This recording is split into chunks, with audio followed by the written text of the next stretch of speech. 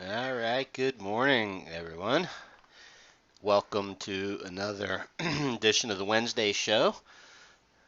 I'm going to try and make it a quick show today. There's not a whole lot going on other than today is Fed Day again. It seems like, I don't know, it seems like these Fed days are coming closer and closer together. Maybe it's just me, but anyway, so Fed Day, never know what to expect, but typically there's some dull action in the morning and then things get all exciting, and so we'll wait to see what the Fed has to say about tapering and all that good stuff. So, anyway, let's jump right into it here and I'll take a quick look around the markets and then look at the open trades, pending trades. Um, in S&P 500, we took a little winger here about a week and a half ago, and yesterday, amazingly enough, was kind of a it wasn't much in the S&P, but the Nasdaq and I believe the Russell were down fairly significantly, and there was a bunch of stocks that were down really hard. So individual stocks are extremely volatile compared to the major indexes, obviously. And so last night, like Apple and Google and Microsoft and all the big names reported earnings after the bell, and they all beat. And the market's relatively being unchanged right now. It's just down a couple of points or whatever, but no big huge moves in the indexes like you might think as far as with all those stocks reporting. But so everything's just kind of going along. It seems like we had the summer doldrums a little early this year, right? I think it was like June was pretty dull, and things are, there's quite a bit of action, especially in individual stocks here. So anyway, so you can see the S&P. Um, I think I have the trend line drawn on SPY, longer term trend line. It got poked at. Excuse me. Let's see, when was that? So that was 7/19. So yeah, it was a couple weeks ago. A couple weeks ago we got the little poke at this trend line, but jumped right back up above it, and so that was kind of a weird thing. But as you can see, uptrend still intact. Market's right up at the highs, except for, well, let's look at the Qs first. Qs, a couple little dips here. Like I said, at one point yesterday, the Qs were down like well over 1%, and then the S&P was down 1% too. And then we get that anytime that it seems like we see an early sell-off of any significance, then later in the afternoon the market like rallies back up. That's pretty common. So the market likes to intraday anyway. It likes to retrace a lot of any significant intraday move. Or if it doesn't, you just wait till the next day, right? So if the market, it seems like every pullback is getting bought. It's unusual, but it is what it is. But the real weakness is over here in the Russell 2000. You can see that, this level right here that we're at goes all the way back to February. It's just been chopping around. So you can kind of see that on the chart. If I drew a horizontal line right there, you would see that there's lots of price action above it and below it, and right now we're seems like it's just kind of in the middle of that range, honestly. So a little bit of weakness here.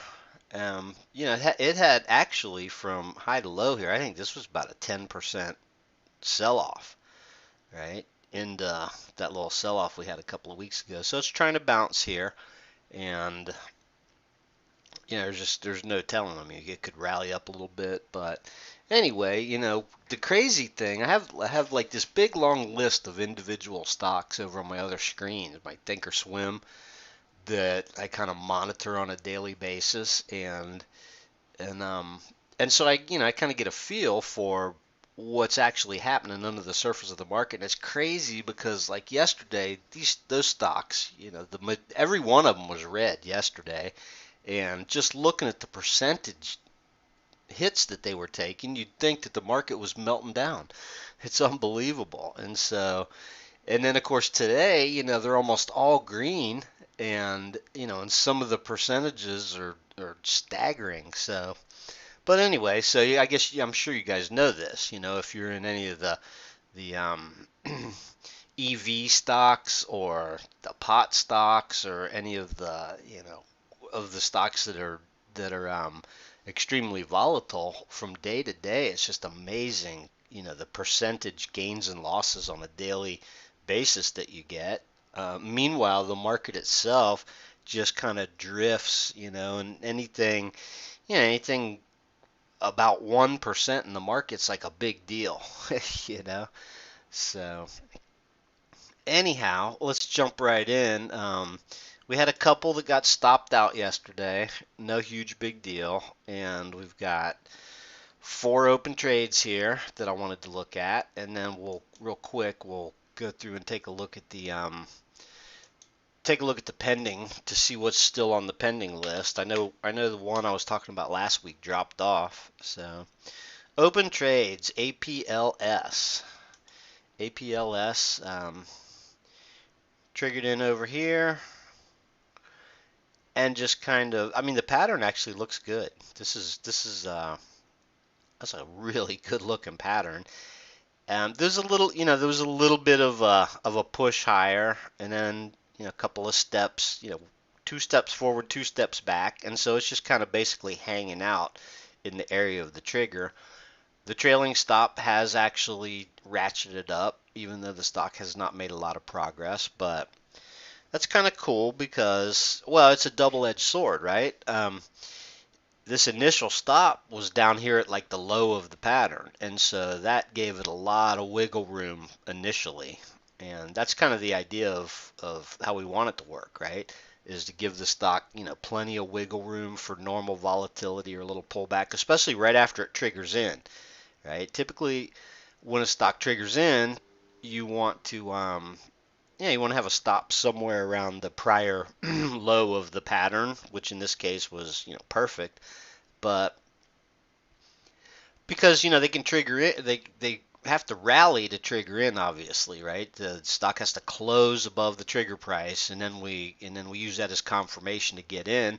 And then there's always the possibility that you go into like a little bit of a pullback right after that, and so don't want to have that stop too close. But as time goes by, the idea of the system is programmed to get that stop, ratcheted up as close to, with the idea that we're going to get it as close to break even as possible. So anyway, the target on this is up here at 71, right? So just right up here. I didn't draw the line on the chart, or maybe I did and it disappeared. So that was something when I was had to do the update really late last night. But when I was doing the update, going through the charts, I noticed that on a couple of my stocks, all of my drawings had disappeared. Right, it was very frustrating. They had just disappeared. And so, because when I draw this on these charts, I have to save it and all that, and then just randomly, this has been going on ever since I switched over to these new stock charts. But yeah, my drawings just disappeared, and so I had to redraw what I could. See, in the old days, like a few months back before I started using these new charts, with the other charting platform, everything I drew on there would just stay on there no matter what, and so I'd have all the trailing stops the longer it was open. So it's frustrating when all of a sudden, for absolutely no reason, even if I draw something and forget to save it, it should still save, what was there prior to that, but it doesn't. It just randomly wipes out everything that I drew on the chart for whatever reason. But anyways, so far so good on this APLS. The pattern looks great. It just needs a little, it's kind of stair stepping higher here, and this little sideways consolidation looks pretty good, like it could potentially be, well, actually today, like it didn't look all that great yesterday. It looked like it was going into pullback mode, but anyway, stops ratcheted up. It's a little bit tighter now, so CYRX, same sort of thing, only the stop on this one has not ratcheted yet. Let me check that. Yeah. Yeah, so on CYRX, the trailing stop is still hanging down here at just below the lows of the pattern, but nevertheless, the stock has rallied up. And just for the fun of it, let me draw a trend line. Draw a trend line down across these highs. So theoretically, like if I was looking at a candlestick chart, yeah, trend line would probably go right about there. And so anyway, yeah, decent little trend line break there, triggered in there, stop down below the low, and it's just been consolidating sideways, but has a pretty good look to it. So looks pretty good today. So when you see these charts, you kind of get an idea of how the past couple of days have been sort of rough for quite a few stocks. And the ones that got stopped out, I mean, yeah. Let's see, what was this one? Fate. Oh, look, it's crazy. My drawings on here disappeared. This might have been what I was talking about. So anyways, you can see that we got triggered in here, like somewhere over here, and then it was able to rally up. But then I believe the trailing stop had ratcheted up, and so that's what I was talking about, the double-edged sword. Like if the trailing stop had stayed down, around the lows of the pattern, when it rallied up and we took the entry, then we'd still be in it, but the system is designed so that when we get some forward progress in our favor, it tries to get that stop up as quickly as possible so that we're taking less risk. And then occasionally you'll run into a situation like this where you get a retracement back towards the lows of the pattern, and it tagged the raised stop. So anyway, so let's move on here. We only got a couple more open trades. Kroger's looking pretty good. Been open for a while. There's the trigger. It ripped through the target, retrenched, and so now it's just kind of hanging around the target. And this was the stop from the night before. So let me go ahead and as long as I'm doing this, I'll show you what's involved here. So the current stop here on Kroger is, oh, I'm sorry, I was looking at something else. So let me go back and revise what I was saying. I was looking at the target here. So yeah, the current stop on Kroger is 38.70. Let's see if I can extend that. Yeah, I'm still getting used to these charts. And then sometimes you have to click that little crosshairs there.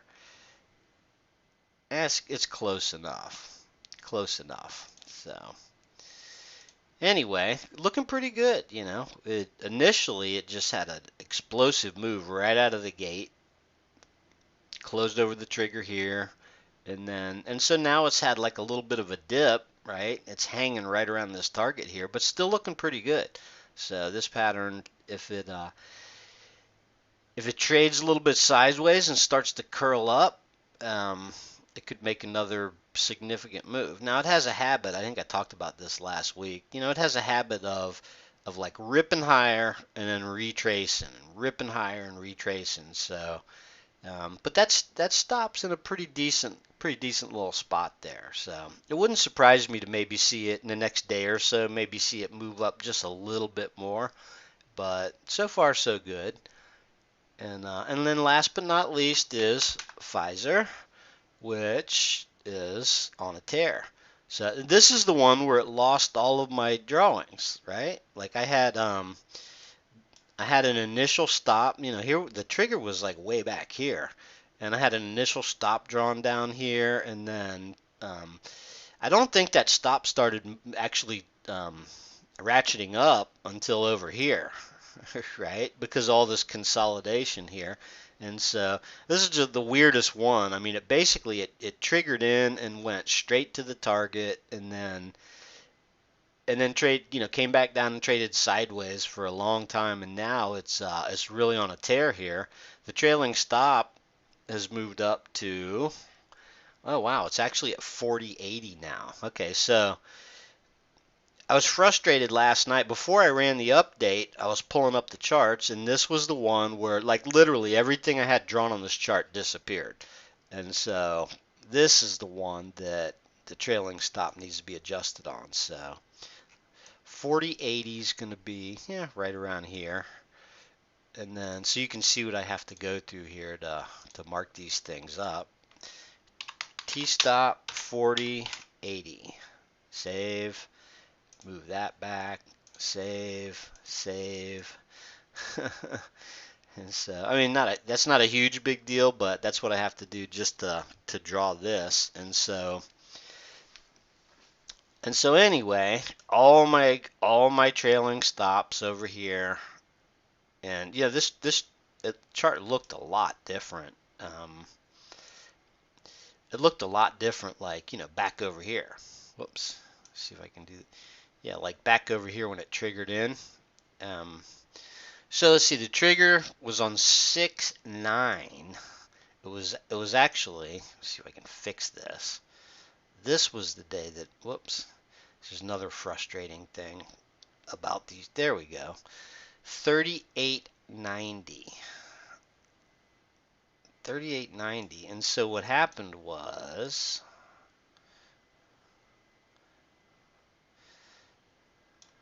see if I got that right. Yeah, so we had like this long range day here, and then the very next day just blasted off through the target. Anyway, big retracement, didn't take out the lows, and so the trailing stop hadn't moved just because these days. And then here we go. And then all throughout here, the trailing stop was still like down at the lows, and then it started moving up over here.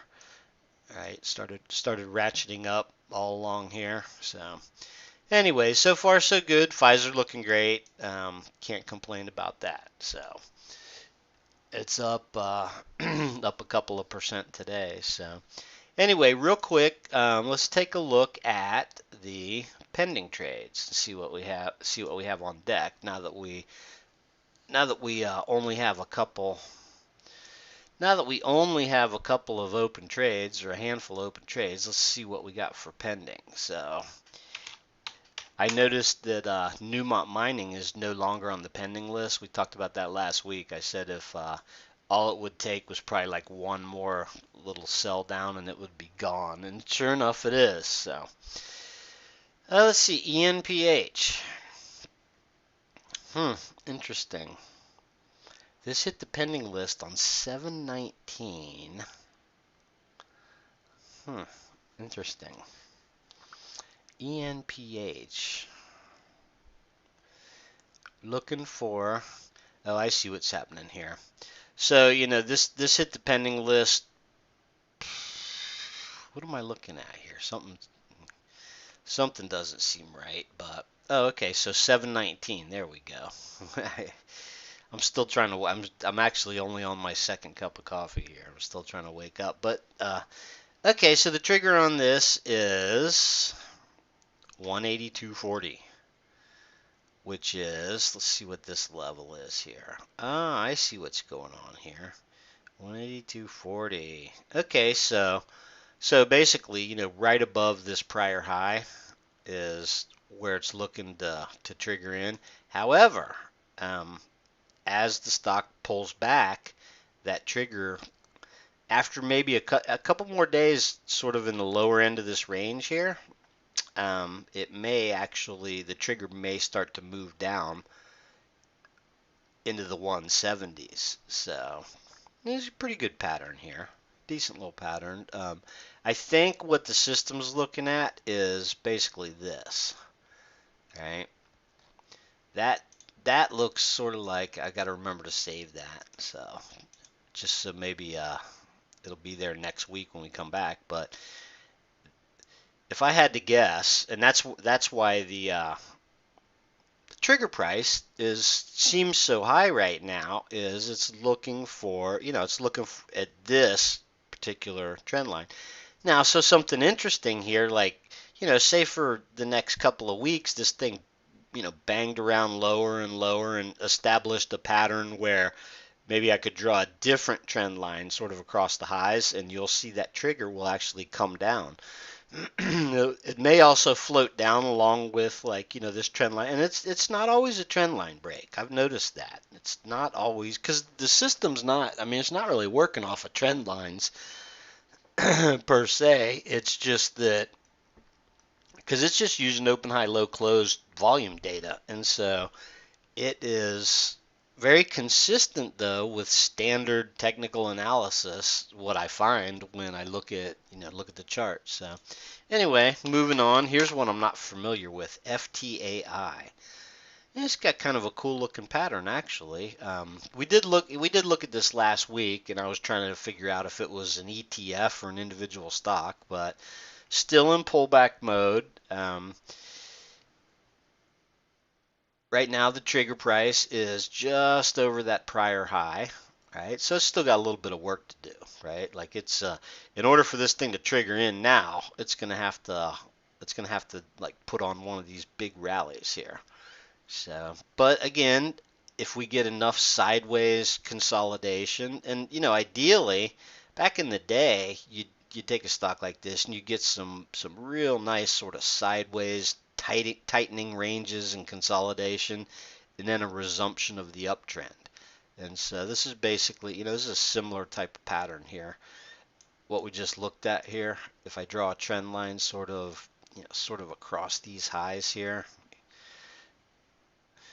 The other funky thing about drawing trend lines on these charts is that you lose your when you open the drawing tools, you sort of lose the perspective you were looking at on the charts. So I'm going to send an email to John Murphy and tell him to step up his game. I like these charts, but the other thing that bugs me is that there's no settings or anything to make the price scale more dense. Like this price scale, I'm not happy with the price scale because it just, it adjusts when you zoom in and out, but there's no setting to increase the density of it, which would be very convenient. So there's a couple other things that annoy me about these charts, but they're functional, and they do actually, they update in real time, so that's the real kicker there. The free stock charts that I've been using for the past 10 years doing this show, they stopped updating in real time. They were like end of day, and so that was it. Anyhow, this looks okay. This is starting to set up, but it's got a long ways to go before it could potentially trigger in. XOP. This has a lot of potential, theoretically. This is an ETF, and actually this is my preferred energy ETF, and it's setting up pretty well, to be honest with you. It's got some work to do, but it's looking pretty good.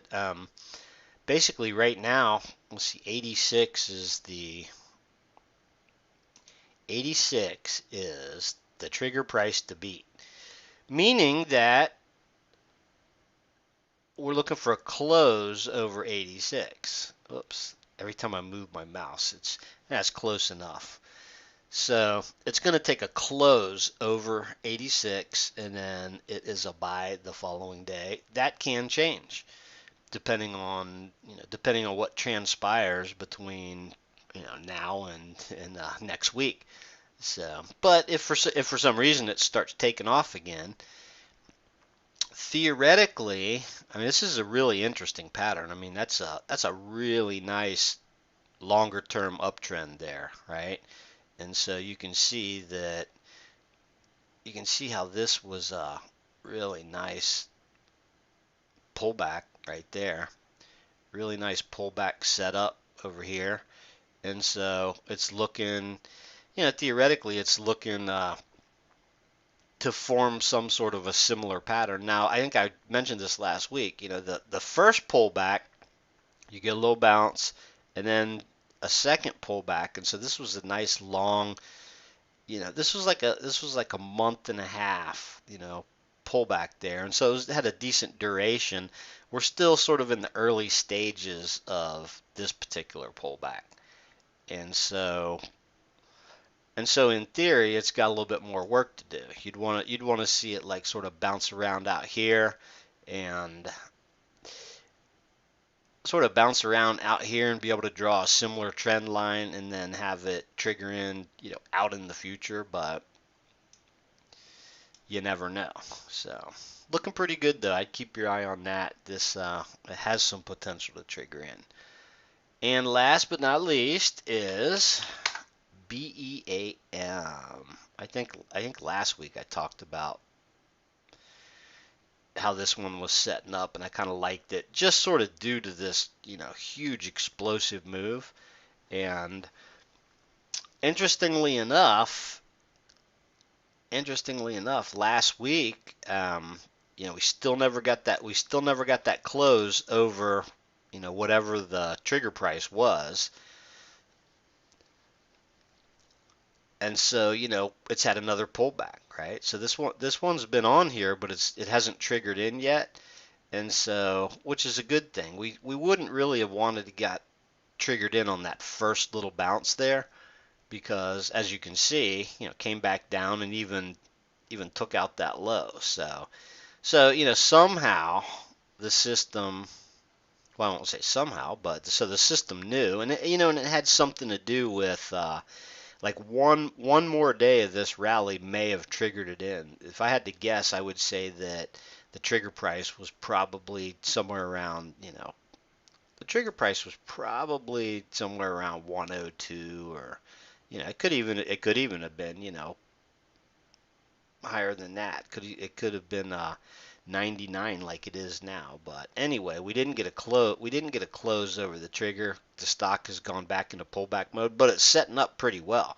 This is one that theoretically, if we got a few more inside, like we're gonna have an inside day today, it looks like, and if we had a few more inside bars, then that trigger's gonna start ratcheting down, and in theory, we could get triggered in on the next little, rally out of the gate here. So we'll have to see. The system has a mind of its own. But anyway, so far so good. There's a few decent stocks on deck here. And, the overall market is still pushing right up against the highs. And so, whoops, I always do that. I always type in SPX. You got to put a dollar sign in front of it. But, for all intents and purposes, the market is, the S&P is right up at the all-time high in the history of the world. It's just been basically going straight up at a 45-degree angle since, the March lows a year and a half ago, and so, it is what it is until we get some sort of a catalyst that really breaks this thing down.